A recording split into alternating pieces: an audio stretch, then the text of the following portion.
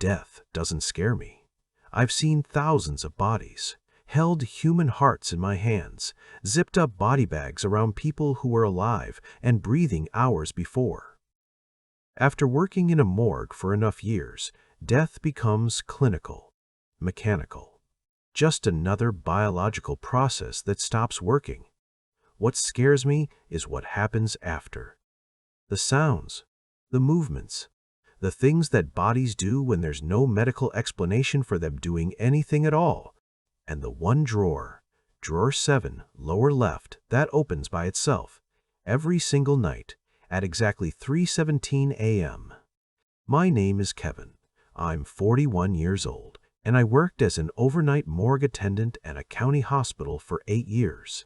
I quit 6 months ago after what happened with the Jane Doe in drawer 7, after I realized that some bodies don't stay still because they're not quite done yet, not quite ready to be finished. This is my story. And it's a warning to anyone who works with the dead, especially alone at night. Pay attention to the patterns. Notice which bodies move more than they should. And if a drawer keeps opening on its own, even after you've checked the latch 100 times, there's a reason. And you probably don't want to know what it is. I started working at County General's Morgue in 2015. The job was simple. Receive bodies from the hospital floors or from the medical examiner, log them in, store them in the refrigerated drawers, prepare them for autopsy or release to funeral homes, and maintain the facility. Most of the work happened during the day, but someone had to be there overnight to receive emergency cases and handle any issues that came up. That someone was me. The morgue was in the basement of the hospital, a necessary location, but one that guaranteed I'd be isolated from everyone else. The nearest occupied floor was 3 levels up. After 11 p.m., when the evening shift left, I was alone down there, just me and the dead. The facility itself was modern enough, installed in the 1990s during a hospital renovation. Stainless steel tables, industrial refrigeration units, proper ventilation, all the equipment you'd need. The main room housed 12 refrigerated drawers, arranged in 2 columns of 6, each one able to hold 2 bodies if necessary. During my first few months, I learned the rhythms of the job. Bodies make sounds, gases escaping, fluids settling, muscles relaxing. It's all perfectly normal. Bodies also move sometimes, especially fresh ones. Muscle contractions, residual nerve activity. Nothing supernatural, just biology. But drawer 7 was different. I first noticed it about 3 months into the job. I was doing my 2 a.m. walkthrough, checking temperatures, making sure all the drawers were properly sealed, when I saw that drawer 7 was open about 3 inches. I walked over and pushed it shut. Checked the latch. It was working fine, no mechanical issues. I logged it as a minor malfunction and continued my rounds. The next night, same thing. Drawer 7 was open. Same distance, about 3 inches. I pushed it shut, checked the latch again, made a note. Third night, I decided to pay attention to the time. I did my rounds at 2 a.m. drawer was closed. Checked again at 3 a.m. drawer was closed. At 3:03 a.m., I happened to walk past the refrigeration units and noticed drawer 7 was open. So it was happening sometime between 3 and 30:30 a.m. The fourth night, I sat in the office with a clear view of the drawers and watched the clock. At exactly 3:17 a.m., I heard it, a metallic click like a latch releasing, and drawer 7 slid open about 3 inches. I walked over immediately. The drawer was empty, no body inside. I examined the latch mechanism closely. Nothing wrong with it. I pushed the drawer shut and watched it for the next hour. It stayed closed. I reported it to maintenance. They came down during the day shift, disassembled the latch, replaced it entirely, tested it dozens of times, worked perfectly, no issues. That night, at 3:17 a.m., it opened again. This went on for weeks.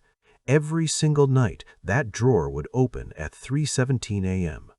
Maintenance replaced the entire drawer mechanism, replaced the rails it slid on, checked for vibrations from nearby equipment.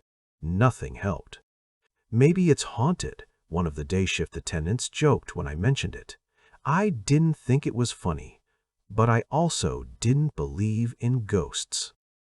There had to be a rational explanation. Temperature differentials, air pressure changes, some mechanical flaw we weren't seeing. Then we got a body for drawer 7. It was a Jane Doe, brought in by the medical examiner around 10 p.m. Female, approximately 30-35 years old, found in her apartment after neighbors reported a smell. Estimated time of death, 3 to 5 days prior. No ID, no next of kin identified yet. She'd be with us until someone claimed her, or the county arranged burial. I logged her in as Jane Doe 47-22221 and assigned her to drawer 7. It was empty after all, and I figured maybe having a body in there would stop whatever was causing it to open. I was wrong. That night, at 3:17 a.m., drawer 7 opened. But this time, it didn't stop at 3 inches. It slid all the way out, the full extension, until the body was fully exposed. I was in the office and heard the metallic rumble of the drawer opening completely. I ran out to find Jane Doe 47 lying there on the extended tray, still in her body bag, still exactly as I'd left her. I pushed the drawer closed, and this time I locked it. We had manual locks on the drawers for security reasons. I engaged the lock and tested it. Solid. No way it was opening on its own now. At 4:23 a.m., I heard a crash. I ran from the office to find drawer 7, not just open, but pulled completely out of its housing. The drawer had somehow opened so forcefully that it had broken the lock and extended beyond its normal range. The tray had tilted, and Jane Doe's body bag had slid onto the floor. That's not possible. The drawers have mechanical stops to prevent that exact thing from happening. And the locks are industrial grade. You'd need serious force to break one. I spent the next hour getting the body back into the drawer and securing it with additional straps we used for transport. I documented everything, took photos, and called my supervisor to report the malfunction. "Just move the body to a different drawer," she said, annoyed at being woken up at 4:30 a.m. "I think there's something wrong with drawer 7. We should take it out of service." "We're at capacity, Kevin. We need every drawer. Just move the body and I'll have maintenance look at it in the morning." So I transferred Jane Doe to drawer 3, upper right. Drawer 7, I left empty and locked. That night, at 3:17 a.m., drawer 7 opened again. Just 3 inches, like nothing had happened. But drawer 3, the one with Jane Doe, that opened too, all the way. The body still in place, but the drawer fully extended. I stood there staring at both open drawers, a cold feeling spreading through my chest. This wasn't mechanical failure. This was something else. I closed both drawers and went back to the office. For the rest of the night, I watched the security camera feed that covered the refrigeration units. At 3:17 a.m., I'd be ready. The next night, I sat in the office with my eyes on the monitor. 3:16 a.m. Nothing. 3:17 a.m. On the screen, I watched drawer 7 and drawer 3 open simultaneously, both of them sliding out smoothly, like invisible hands were pulling them open. But here's what made my blood run cold. On the monitor, I could see something else. A thermal anomaly. The camera had an overlay option that showed heat signatures, and I turned it on out of curiosity. When the drawers opened, there was a heat signature, a person-shaped heat signature, standing in front of the refrigeration units. Just standing there, between the two open drawers. But when I looked up from the monitor to the actual room, Visible through the office window, there was no one there, just the open drawers and empty space. I quit watching the monitor. Walked out to the refrigeration units. Both drawers were open. Drawer 7 empty. Drawer 3 with Jane Doe inside, still in her body bag. The temperature in the room had dropped. I could see my breath, even though the climate control kept the morgue at a steady 65 degrees. "Hello?" I called out, feeling ridiculous. "Is someone here?" The lights flickered. Just once, a brief dimming, then back to normal. Then I heard it.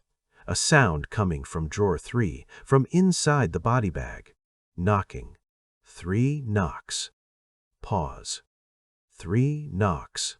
My rational mind said it was gases, pressure changes, something biological. But it sounded exactly like someone knocking from inside, deliberately, trying to get out. I stepped closer to the drawer. The knocking continued. 3 knocks. Pause. 3 knocks. I reached for the body bag zipper. My hand was shaking. Every instinct told me not to open it, but I had to know, had to see. I pulled the zipper down. Jane Doe's face was visible, eyes closed, skin pale and waxy. She'd been dead for days. There was no way. Her eyes opened. I stumbled backward, nearly falling. Her eyes were clouded, milky with death, but they were open. And they were looking at me. Then she spoke. Her mouth didn't move. Her jaw was set in rigor. But I heard the voice clearly. It seemed to come from everywhere and nowhere. 3:17 a.m. I was frozen. Couldn't move, couldn't breathe. Every night. 3:17 a.m. What? Time. What happens at 3:17 a.m.? I managed to ask. That's when I died, when he killed me. 3:17 a.m. The body's eyes closed again. The voice stopped. The temperature in the room normalized. The thermal signature on the monitor vanished. I stood there for a long time, trying to process what had just happened. Then I did the only thing I could think of. I pulled up Jane Doe's intake report. Time body was discovered approximately 4:00 p.m., 3 days prior. But the ME's estimated time of death, based on decomposition and other factors, was 3:04 a.m., 5 days before discovery. I called the detective who'd brought the body in. Woke him up, but I didn't care. "The Jane Doe from 5 days ago," I said. "Number 47. Do you have an estimated time of death?" "Jesus, it's 5 in the morning. Can this wait?" "Please, it's important." He sighed. I heard papers rustling. ME estimated between 3 a.m. and 4 a.m. on the 17th. Why? Can you narrow that down? Not without more evidence. What's this about? Did you check her phone records? See what time she stopped using her phone? More rustling. Yeah, actually, last activity was 3:06 a.m., social media post. Then, nothing. We're working on the theory that she was killed shortly after that. 3:06 a.m. 1 minute before drawer 7 opened every night. "Thanks," I said and hung up. I went back to the refrigeration units. Drawer 3 was still open.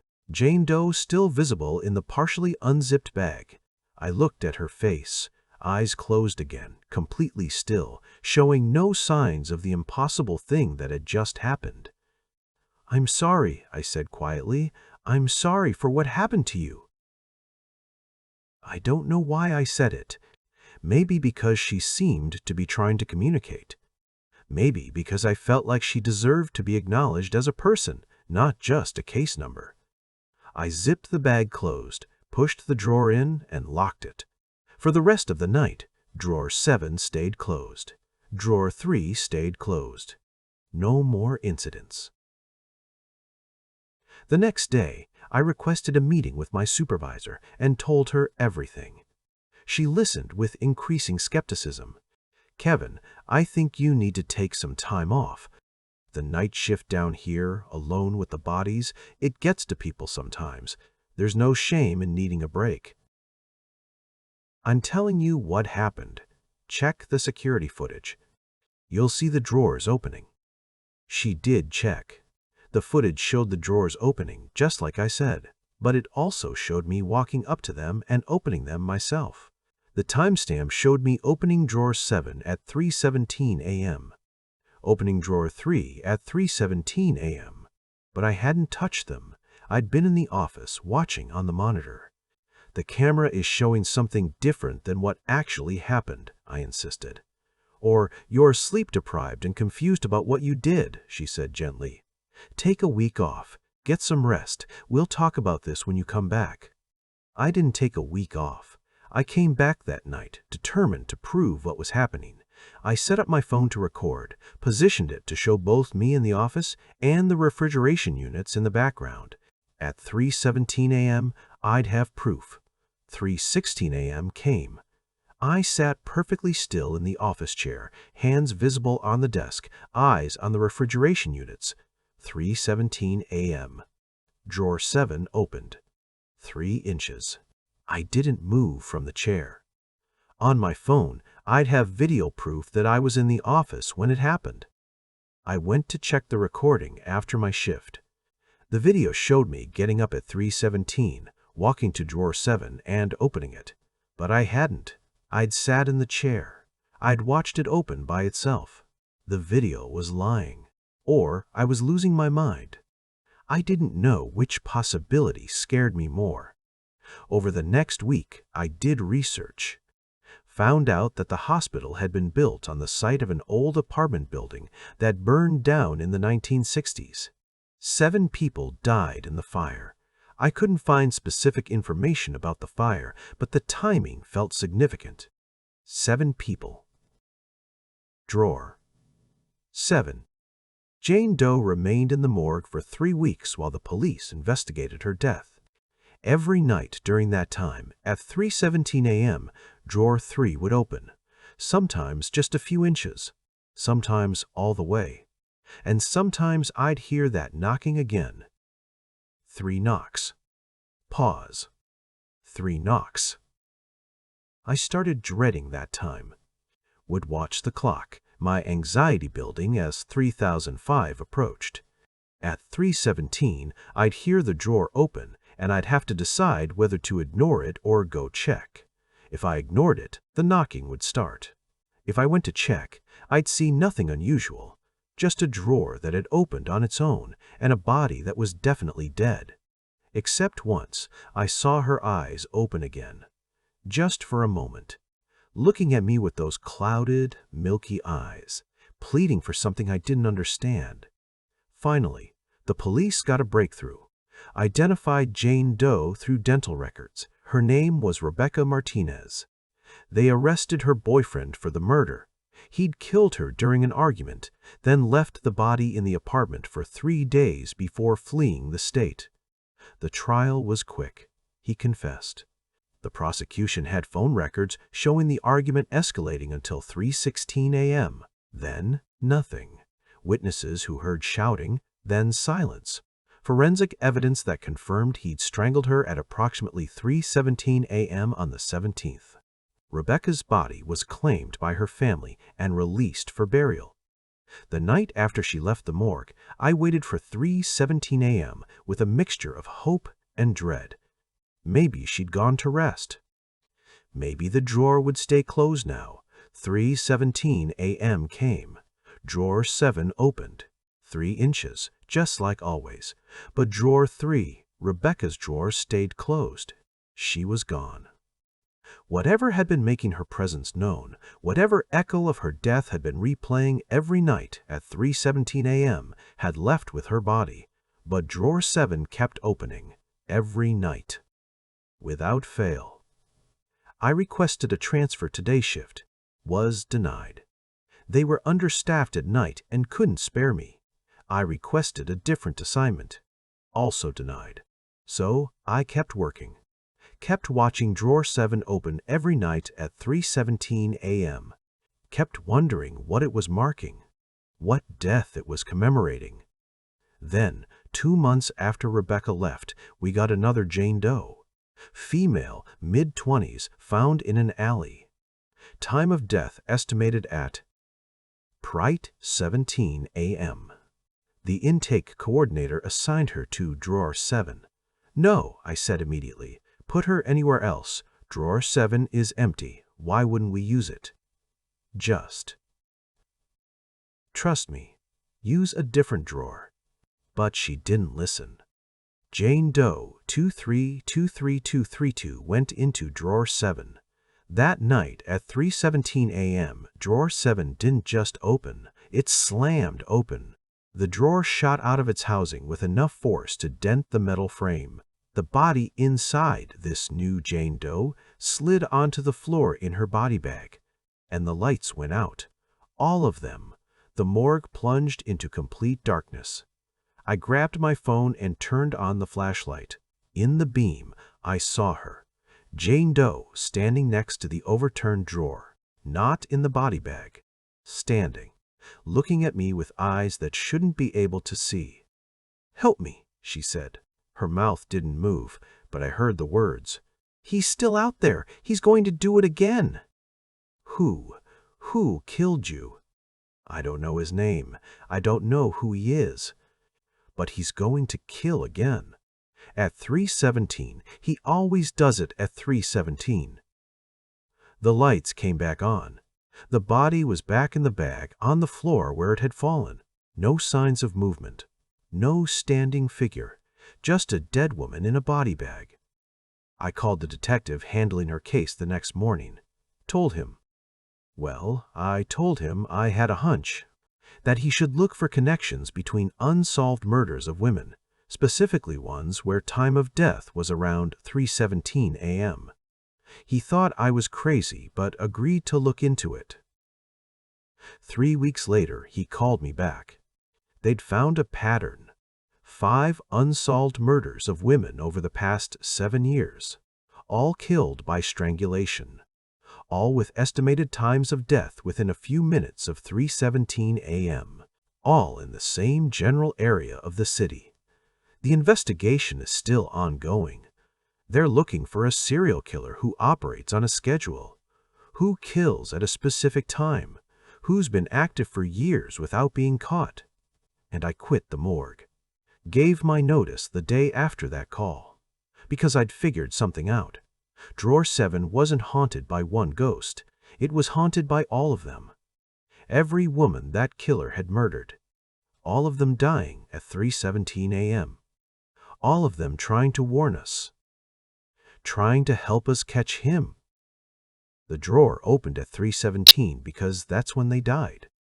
When they were all still dying, over and over, trapped in that moment. And when their bodies came through the morgue, when they ended up in drawer 7, they could manifest. They could make their presence known. They were asking for help, and I'd been too scared to understand. I work in medical records now. Day shift. Above ground. No bodies, no drawers that open themselves, but I still think about them. About Rebecca and Jane Doe 23, and all the others who died at 3:17 a.m. at the hands of a killer who's still out there. I think about how they tried to communicate, how they used the only means available to them, opening a drawer, knocking, appearing for just a moment to tell us something was wrong. And I wonder how many other morgues have drawers like drawer 7.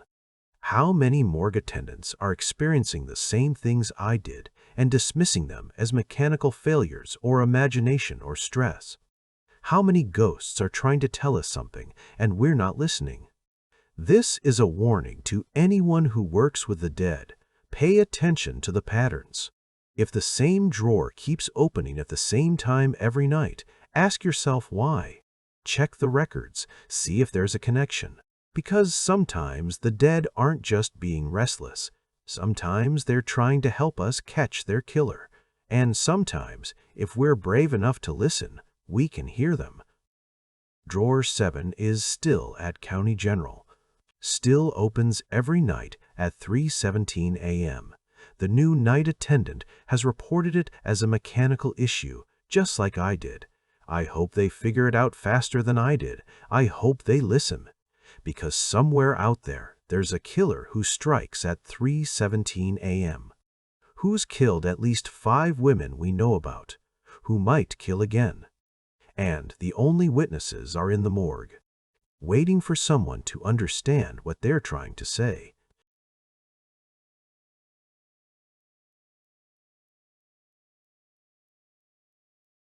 We see everything. That's the promise of modern home security systems. 24-hour monitoring, motion detection, night vision, cloud recording. Every angle of your property, every moment captured in high definition. Complete visibility. Total security. But there's a problem with seeing everything. Sometimes you see things that weren't meant to be seen. Things that exist just outside human perception, but show up perfectly clear on digital cameras. Things that move through our world unseen until someone points a lens at the exact right spot at the exact right time. And then you can't unsee them. My name is Brandon. I'm 29 years old, and I work as a monitoring specialist for Secure Home, one of the largest home security companies in North America. My job is simple. I watch camera feeds from thousands of homes looking for break-ins, package thieves, suspicious activity. When I see something concerning, I alert the homeowners and dispatch local authorities if necessary. I've been doing this for 4 years. I've seen a lot. Burglaries, domestic disputes, medical emergencies, the occasional wildlife wandering into suburban yards. Normal things, expected things. But 6 months ago, I started seeing something else.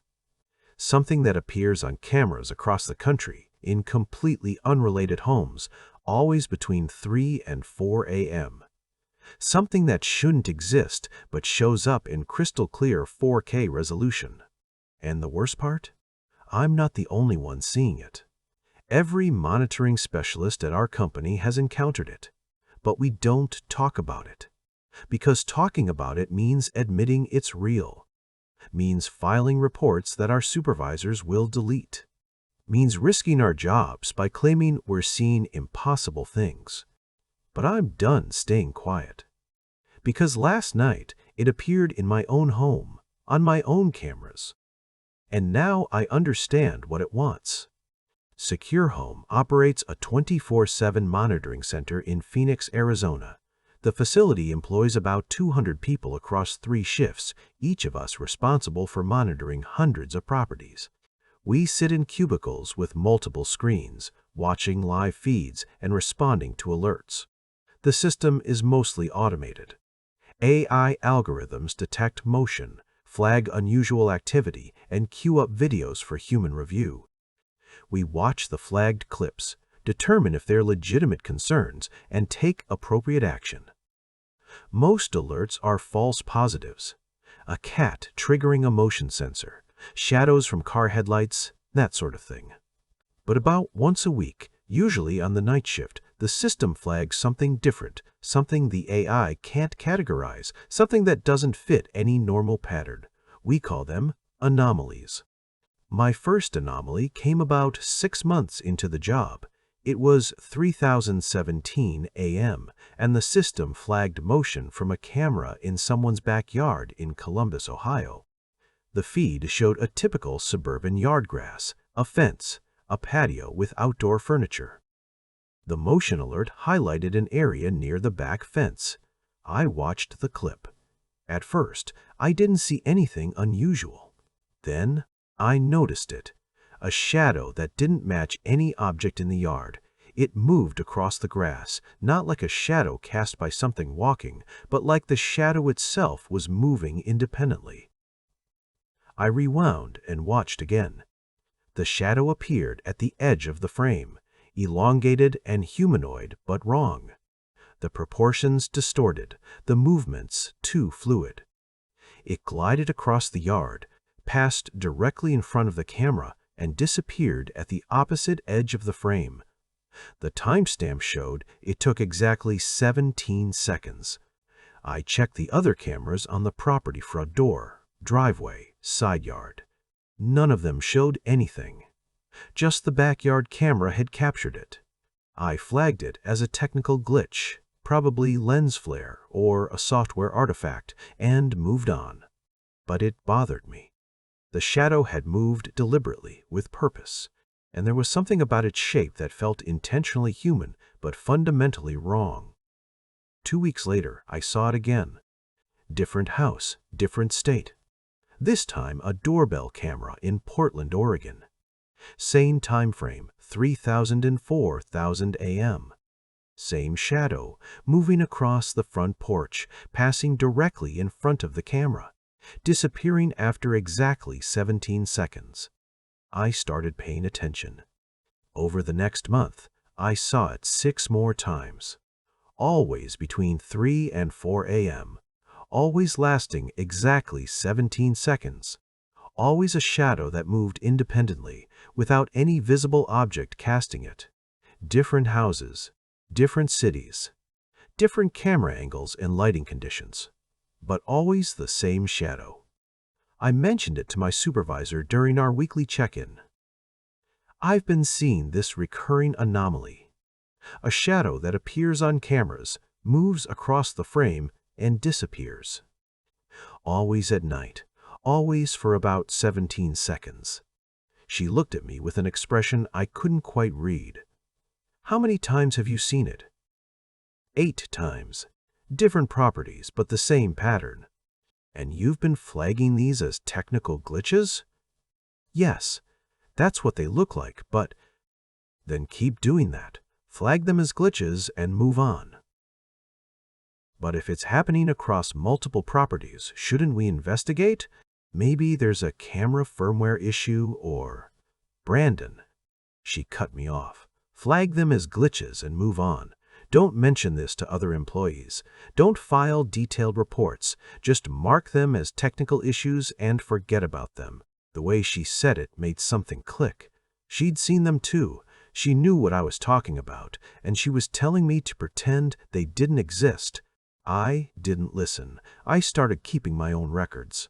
Every time I saw the shadow, I logged it, date, time, location, camera angle. I pulled the video files and saved them to my personal drive before they cycled out of the system. Over 3 months, I documented 47 appearances. The pattern was consistent, always 3000 and 4000 a.m., always exactly 17 seconds, always the same shadow moving with that wrong fluid motion. But there were variations. Sometimes the shadow was alone. Sometimes there were multiple shadows moving in formation. And occasionally the shadow would stop, would stand still for a moment, as if looking at the camera, as if it knew it was being watched. Those were the worst ones, when it stopped and seemed to acknowledge the camera's presence. Because shadows don't have awareness. Shadows don't have intention. But this thing did. I started noticing other anomalies too. Things the system flagged that didn't quite make sense. Doors opening by themselves, but the footage showing no one there. Just the door swinging open as if pushed by invisible hands. Pets reacting to something off camera, their body language showing fear, their eyes tracking something the camera couldn't see. And faces. Occasionally, in windows or mirrors visible in the background of shots, there would be faces. Blurred, indistinct, but definitely faces. Faces that weren't anyone who lived in the house. I started a spreadsheet, categorized the anomalies, tracked patterns, and I discovered something disturbing. The frequency was increasing. 6 months ago, I'd see maybe 1 anomaly per week. Now I was seeing multiple anomalies per shift. Whatever these things were, they were becoming more active. 3 months ago, I joined an unofficial Discord server for secure home employees. Someone had created it for general work chat, but there was a private channel called Night Shift Weird Shit that only monitoring specialists could access. In that channel, I found my people. Dozens of night shift workers who'd seen the same things I had. The shadow, the opening doors, the faces in windows. All of us documenting, all of us trying to make sense of it. It's getting worse, someone posted. I've worked nights for 5 years, and I used to see maybe one unexplained thing a month. Now it's multiple times per shift. The shadow appeared on 3 different properties last night, another person wrote, all within the same hour. Different states, but all East Coast. Has anyone noticed the pattern? Someone else asked. It always appears first in the Eastern time zone, then moves west as the night progresses, like it's following the darkness. That observation chilled me. They were right. If you tracked the appearances chronologically, the shadow moved from east to west, always staying in the 3000 and 4000 AM time window for each time zone, like it was following the deepest part of night across the country. We should report this to management, I suggested. Already tried, came the reply. They delete the reports. One guy pushed too hard and got fired for creating unfounded concern among employees. So what do? We document. We watch. We wait to see what happens. What happened was worse than any of us expected. 2 months ago, the shadow started doing something new. Instead of just passing through the frame, it started stopping at doors, at windows, like it was trying to get inside. I watched footage from a house in Nashville. The shadow appeared in the backyard, moved across the lawn, and stopped at the sliding glass door. For exactly 17 seconds, it stood there, pressed against the glass. Then it faded. The next night, same house.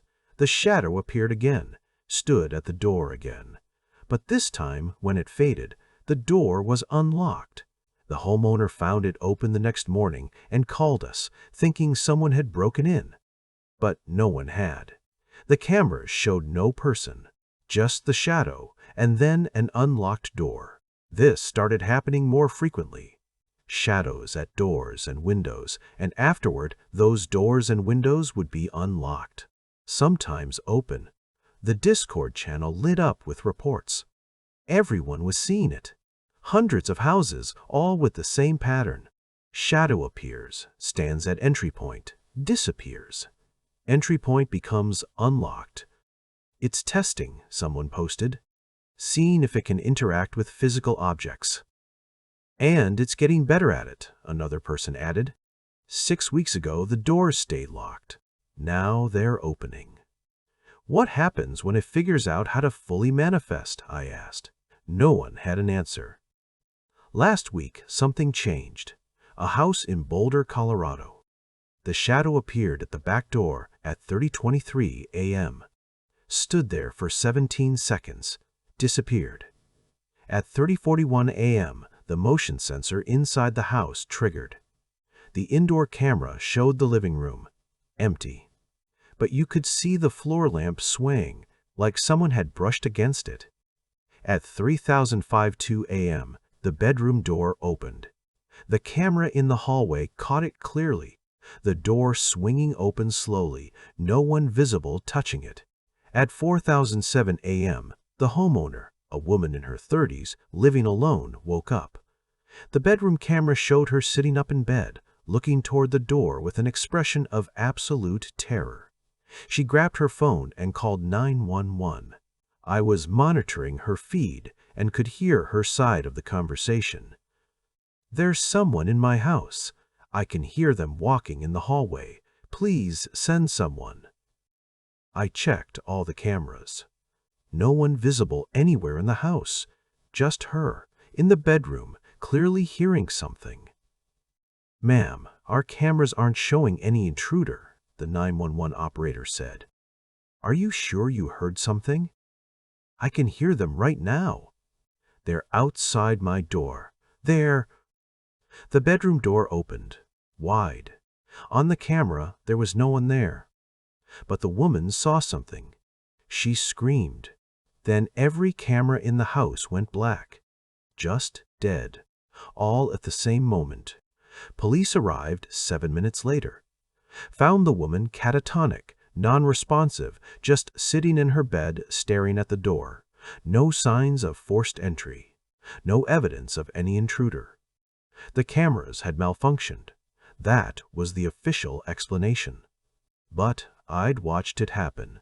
I'd seen the progression: shadow outside, movement inside, door opening, woman screaming. Something had come inside, something the cameras couldn't fully capture, but that the woman could see. And whatever she'd seen had broken her. She's still in a psychiatric facility, hasn't spoken since that night. After that incident, I started getting paranoid. I'd installed secure home cameras in my own apartment 2 years ago. Front door, living room, bedroom, hallway. Standard setup. I'd never seen anything unusual on my own feeds. But I started checking them obsessively. Multiple times per night, especially between 3 and 4 a.m. For weeks, nothing. My cameras showed exactly what they should.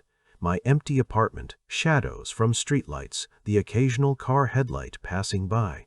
Then, last night, it appeared. I was at work, monitoring feeds like usual, when my phone buzzed with a motion alert from my own home. Front door camera. 3034 a.m. I pulled up my personal feed. My apartment building's entrance was in frame. And there, moving across the image, was the shadow. The same shadow I'd seen in hundreds of other properties, but this time it stopped, right in front of my door, and it stood there as if looking at the camera. Looking at me through the lens. I watched in real time as it pressed against my door. For exactly 17 seconds it stood there. Then it faded. I checked the other cameras. Living room, nothing. Hallway, nothing. Everything normal. I called my neighbor, asked him to check my door. He did. Reported back that everything looked secure, door was locked. I thanked him and tried to calm down. It was just the shadow. It had appeared at my door like it had at hundreds of others. That didn't mean anything. At 4002 a.m., my living room camera triggered. Motion detected. I pulled up the feed with shaking hands. My living room, visible in night vision. Empty. But as I watched, the floor lamp swayed. Then the kitchen chair pulled out slightly from the table. Then the coat hanging by the door swung like someone had brushed against it. Something was inside my apartment, moving around, interacting with objects, and I was watching it happen on camera from 15 miles away. At 4005 a.m., my bedroom hallway camera triggered. The footage showed my bedroom door closed as I'd left it, slowly opening. Just like in Colorado. Just like in the footage I'd watched a dozen times. I grabbed my things and ran. Didn't wait for my shift to end. Didn't explain to my supervisor. Just grabbed my keys and drove home as fast as I could. I got to my apartment at 4047 a.m. The sun was just starting to brighten the eastern sky. I stood outside my door for 5 minutes, working up the courage to go inside. When I finally entered, everything looked normal. Nothing disturbed, nothing out of place. I checked every room, every closet. Empty. Just my apartment, exactly as I'd left it. But I could feel it, a presence, a weight in the air. The temperature was wrong, colder than it should be. And there was a smell, faint but distinct, like ozone after a lightning strike, like something from somewhere else had been here. I pulled up the camera recordings on my laptop and watched, saw the shadow at my door, saw the objects moving inside, saw my bedroom door opening, and then I saw something that made me close the laptop and back away. In the final frame, just before the camera stopped recording at 4000 a.m., there was something in my bedroom doorway, not visible clearly, more like a distortion in the air, a humanoid shape that the camera could barely register. But it was there, standing in my doorway, facing the camera, facing where I'd be sleeping if I'd been home. I'm writing this from a hotel room. I haven't been back to my apartment. I don't know if I can go back, because I understand now what's happening.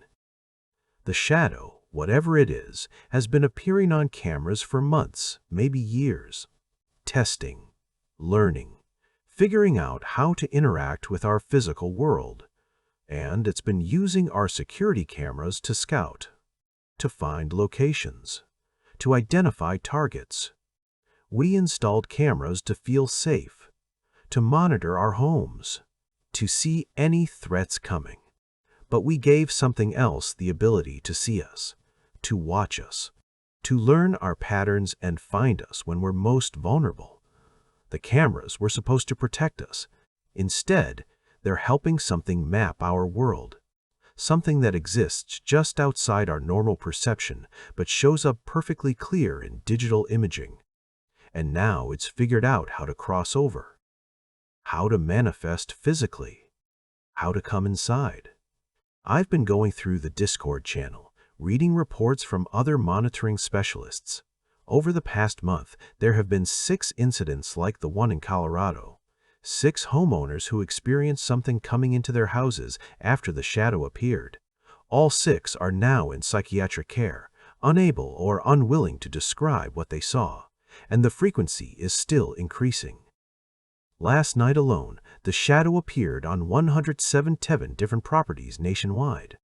That's more than we'd see in an entire month 6 months ago. Whatever this is, it's ramping up, building to something. I tried to report everything to management, wrote a detailed document with all my evidence, all the patterns, all the incidents, sent it up the chain. 2 hours later, I was called into a meeting. My supervisor and 2 people from corporate I'd never met before. "We've reviewed your report," one of the corporate people said, "and we're concerned. This kind of unfounded speculation creates unnecessary anxiety among employees and clients." It's not unfounded. I have video evidence. Dozens of other employees have seen the same things. What you have is footage of technical glitches, shadows cast by normal objects, and coincidental timing. There's no evidence of anything paranormal or impossible. Then, explain the pattern.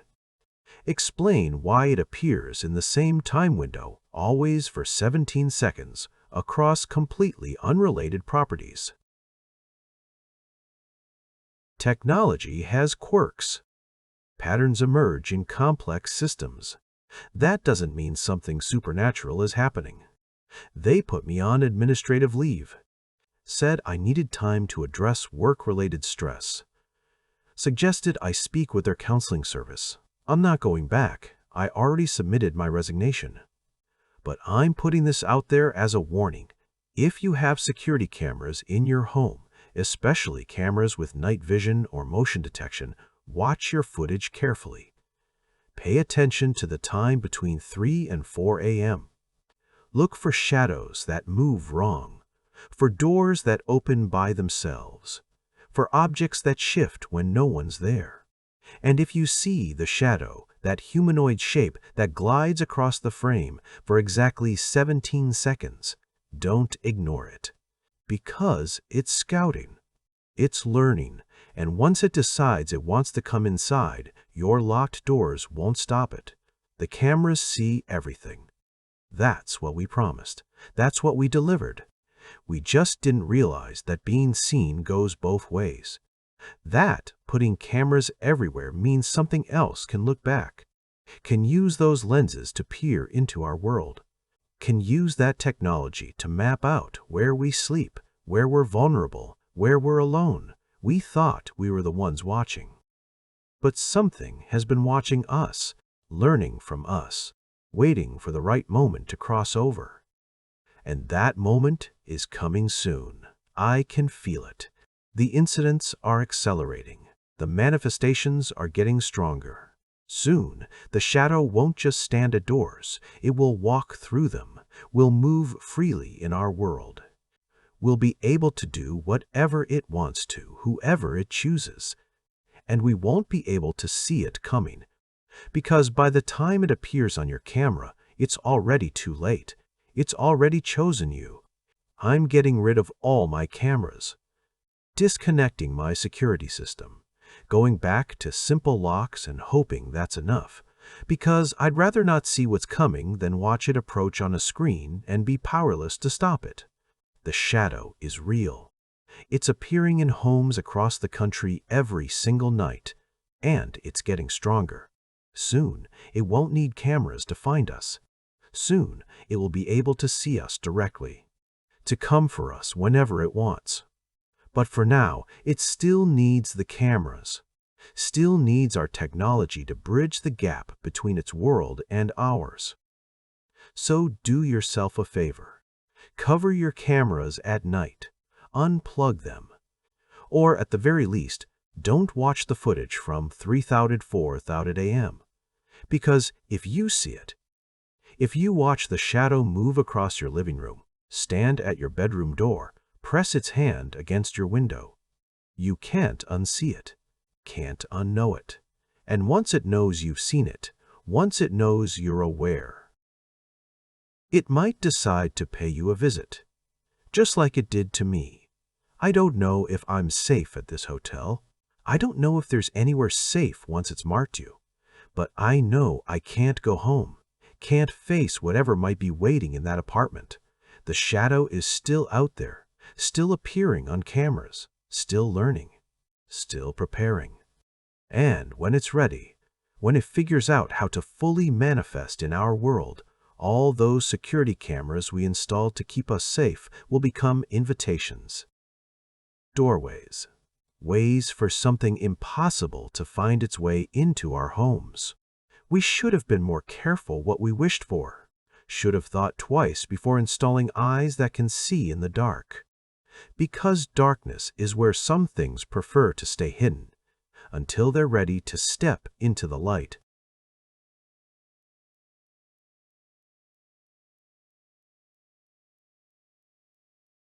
There's a reason subway systems around the world have the same urban legends.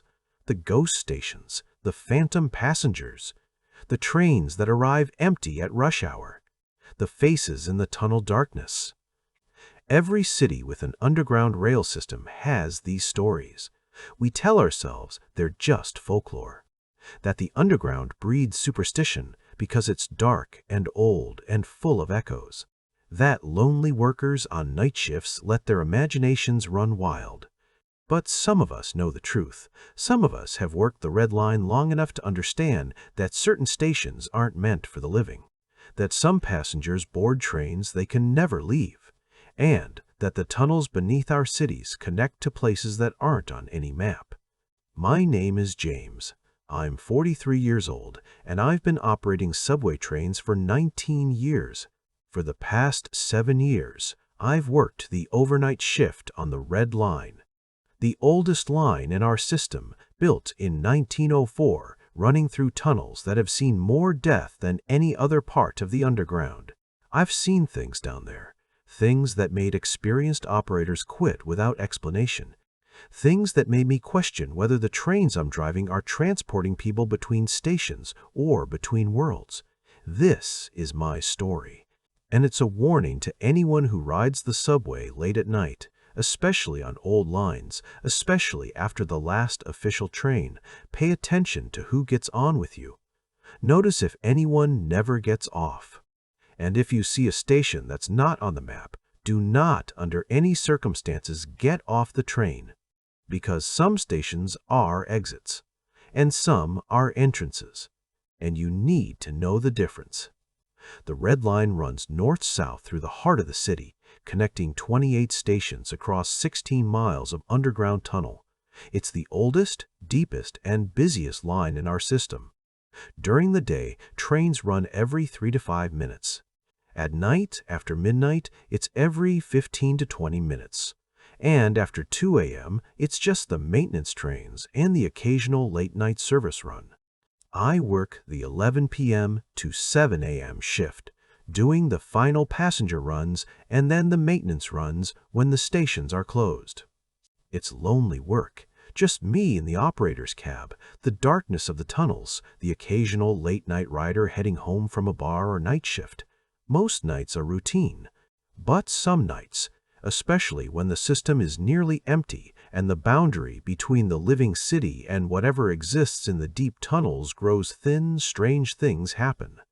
The first time I encountered the passengers who never left, I'd been working nights for about 6 months. It was a Tuesday, around 2003 a.m. I was running southbound, one of the last service trains of the night. The train was nearly empty, maybe 5 people scattered across different cars. At Oakwood Station, a mid-line stop, nothing special about it. The doors opened and a woman got on. She was in her 30s, wearing a business suit, carrying a briefcase. She sat down in the first car, right where I could see her on my security monitor. Normal, unremarkable, just another late-night commuter. The train continued south. At the next station, Madison Square, the other passengers got off. But the woman in the business suit stayed seated. She didn't move, didn't look up, just sat there staring at her hands. Next station, she stayed on. And the next. And the next. For 7 consecutive stops, she never moved, never looked at her phone, never shifted position, just sat there, perfectly still as the train rolled through the underground. By the time we reached the end of the line, Southgate Terminal, she was the only passenger left. The doors opened. The automated announcement played. Southgate Terminal, last stop. All passengers must exit the train. She didn't move. I waited the standard 2 minutes. The doors remained open. She remained seated. I activated the intercom. "Ma'am, this is the last stop. You need to exit the train." No response. She didn't even look up. I left the operator's cab and walked through the train to the first car. As I approached, I could see her clearly through the window, still sitting, still perfectly still, still staring at her hands. I opened the connecting door. "Ma'am, you need to—" The seat was empty, nobody there. Just an empty seat in an empty car. I stood there for a solid 30 seconds, staring at the spot where she'd been. I'd watched her on the monitor the entire trip. She hadn't moved to a different car. She hadn't gotten off at any station. She'd been right there, in that seat, until the moment I walked through the door. I checked the security footage later. It showed exactly what I'd seen, a woman getting on at Oakwood, sitting down, remaining motionless for 7 stops. And then, between the monitor view and my direct observation, she simply ceased to exist. I reported it to my supervisor the next day. He listened with an expression I couldn't quite read. Not surprise, not disbelief, just a kind of tired resignation. "Red line?" he asked. "Yes." "After 2 a.m.? "Yes." He nodded. "You'll see more. They call them the persistent passengers. They get on, they ride for a while, and they never get off. They just top, fade, stop being visible, stop being recordable. But they're still there. Still there? You'll understand eventually. Just don't try to talk to them. Don't acknowledge them if you can help it. And if you see them on your monitor but not with your eyes, or vice versa, just keep driving. They're not your concern. What are they? Echoes, maybe. Imprints. People who died in the tunnels or on the trains and got stuck somehow. Or maybe they're from somewhere else entirely, using our trains to move through. Wherever it is they go." He shrugged. "The tunnels are old, James. Really old. And they connect things that maybe shouldn't be connected. You learn to live with it." That should have been my first clue to find a different job, but I needed the night differential pay, and I'd always been the type to rationalize things. So I convinced myself it was a hallucination, fatigue, a combination of poor lighting and security camera artifacts, until it happened again. And again. And again. Over the next year, I saw the persistent passengers dozens of times. Different people, Different stations, but always the same pattern. They'd board late at night, ride for several stops without moving, and then simply cease to be visible. A teenage boy in a hoodie who got on at Riverside and sat motionless until he faded somewhere around Fifth Avenue. An elderly man with a walker who boarded at Central Station and vanished 2 stops later, walker and all. A young couple holding hands who got on together at Park Street and sat perfectly still until they gradually became translucent and disappeared. And it wasn't just passengers. Sometimes I'd see people on the platforms waiting for trains, standing perfectly still, never getting on. I'd pull into a station and see someone standing at the far end of the platform. I'd open the doors, wait, close the doors, and pull out. The next night, the same person would be standing in the exact same spot, same posture, same clothes, like they were frozen there. After a while, you learn to recognize them. The persistent passengers have a quality that's hard to describe. They're too still, their eyes too fixed, their presence too static. They don't fidget or check their phones or shift their weight. They just exist, solid and unchanging, until they don't. The living passengers have motion, have presence. The persistent ones are more like photographs, like moments trapped in time. I started documenting them, keeping notes on which stations they appeared at, what they looked like, how long they stayed visible. After 6 months of documentation, I noticed a pattern. They always appeared at specific stations. 7 stations on the Red Line, where persistent passengers boarded more frequently than others: Oakwood, Riverside, Central Station, Fifth Avenue, Blackwell Street, Industrial Park, and Southgate Terminal. I researched the history of these stations. What I found made my blood run cold. Oakwood, site of a tunnel collapse in 1911 that killed 14 construction workers. Riverside, a fire in 1932 that trapped and killed 9 passengers on a stalled train. Central Station, built on top of an old cemetery that was never properly relocated. Fifth Avenue, a train derailment in 1957 that killed 7 people. Blackwell Street, a suicide hotspot. Over 40 people have jumped in front of trains there since 1960. Industrial Park, a tunnel flood in 1978 that drowned 5 maintenance workers. Southgate Terminal, the site of our system's worst disaster. A platform collapse in 1987 that killed 23 people. Every single one of these stations had significant deaths associated with it, and these were just the documented incidents. How many construction workers died building these tunnels in the early 1900s? How many accidents went unreported? How many bodies were never found in the dark, deep tunnels beneath the city? The Red Line wasn't just a subway line. It was built on death, through death. And somehow those deaths had left an impression, had created a kind of psychic residue that manifested as these persistent passengers, ghosts, echoes, whatever you want to call them. But they weren't the worst thing in the tunnels. The worst thing was the station that doesn't exist.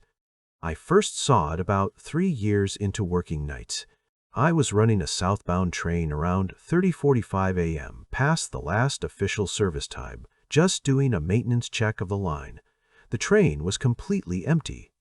I was between Central Station and Fifth Avenue in a tunnel section that should take about 90 seconds to traverse. But the darkness seemed to last longer than usual. The tunnel lights were flickering, creating strange patterns in the darkness. And then I saw it ahead, a station platform, lit up, clearly visible, exactly like all our other platforms. But I knew with absolute certainty that there was no station between Central and Fifth Avenue. The maps showed nothing. My route knowledge showed nothing. Just 90 seconds of empty tunnel. But there it was, a full station with the standard platform, the tiled walls, the lighting, and people standing on it.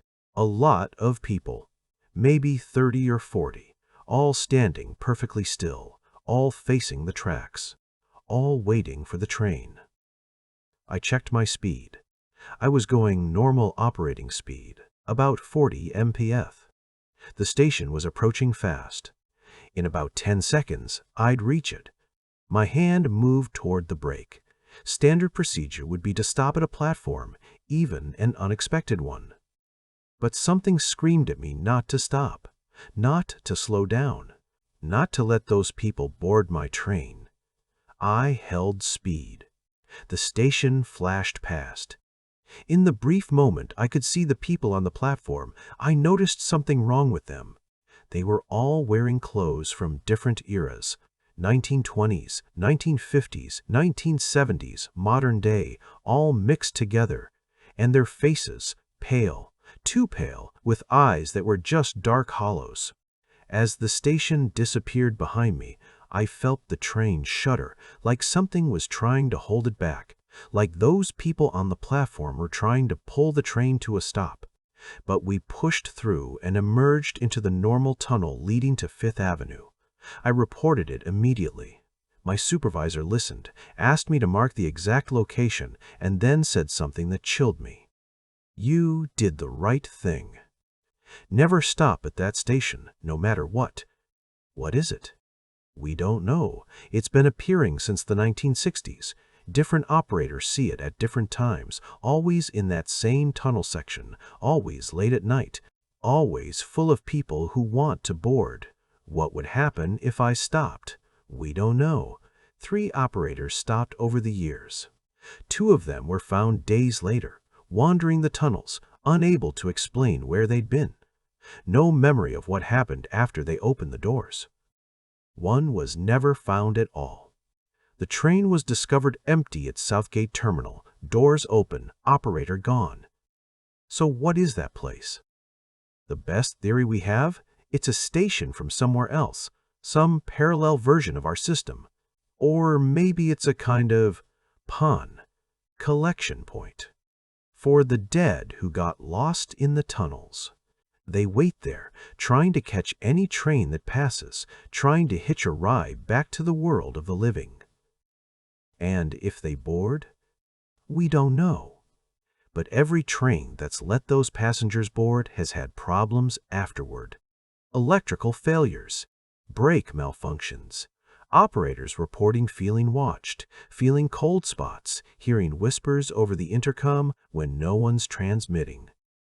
I saw that ghost station 7 more times over the next 4 years. Always in the same location. Always around the same time, between 3003 and 4000 a.m.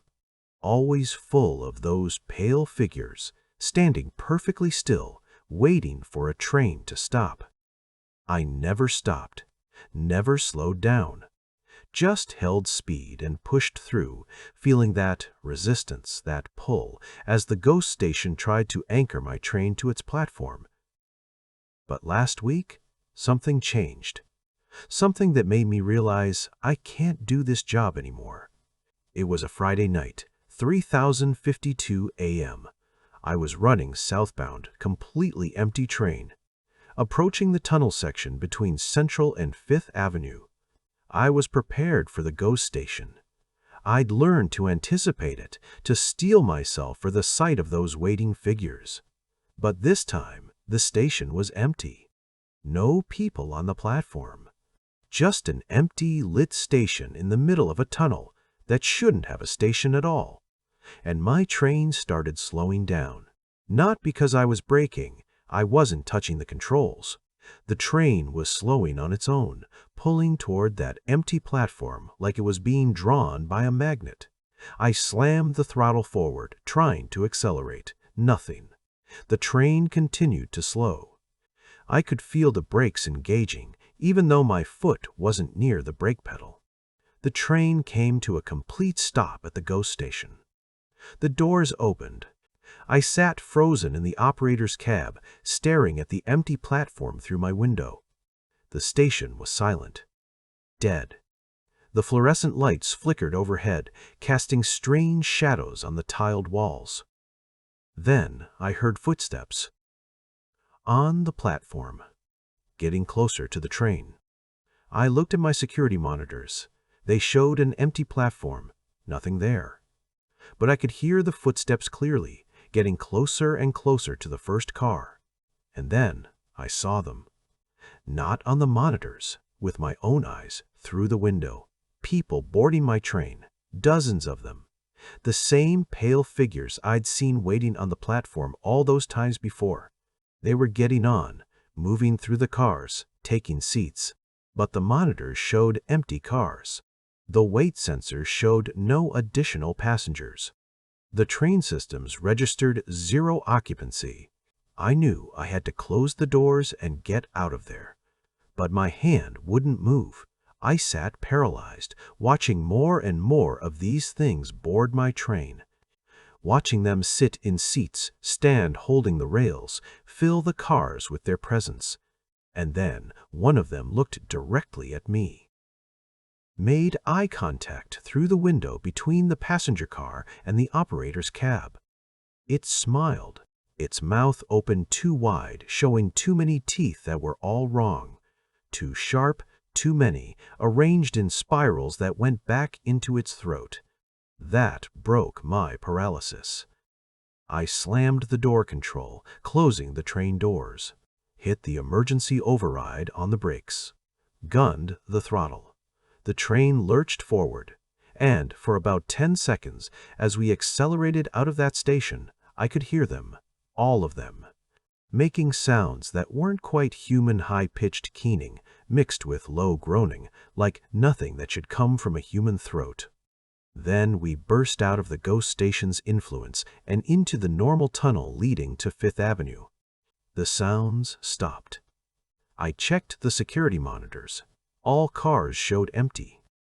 The weight sensors showed 0 passengers, but I knew they were still there.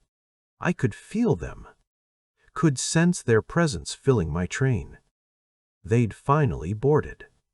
After years of watching them wait, after years of speeding past without stopping, the ghost station had finally forced me to stop, had finally gotten its passengers onto a train. I pulled into Fifth Avenue Station and opened the doors. On the monitors, nothing happened, but I could hear movement, could hear those not quite human sounds as the things left the train, could sense them dispersing into the station, into the tunnels, into the city above. I'd brought them through. From wherever that ghost station existed, I'd transported them into our world, into our system. And now they were loose.